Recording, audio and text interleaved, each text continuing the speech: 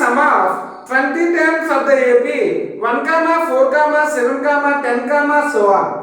అంటే ఈ సిరీస్ లో వచ్చే ఫస్ట్ 20 టర్మ్స్ ని సమ్ చేసి చెప్పంటున్నానన్న. సో చూద్దాం ఒకసారి. మనకి అడిగిన సిరీస్ ఏంట్రా 1, 4, 7, 10 సో ఆన్, రైట్. సో ఏ అంటే ఫస్ట్ టర్మ్ 1 అన్న, డి అంటే కామన్ డిఫరెన్స్ 4 - 1 3 అన్న, అండ్ n ఈక్వల్ టు 20 ఎందుకంటే ఫస్ట్ 20 టర్మ్స్ ని ఆ సమ్ చేసి చూపించమంటున్నానన్న. సో ఇప్పుడు మనకి Sn కి ఫార్ములా ఏంట్రా, some of the n terms కి n/2 into 2a plus n - 1 into d అన్న. అంటే S20 equal to 20/2 into 2 into a ఏంటన్నా 1 ప్లస్ n - 1 అంటే 20 - 1 19 ఇంటూ d అన్న. d అంటే ఎంతన్నా 3 అన్న. సరిపోయిందా? సో 2 1s 2 10s రా.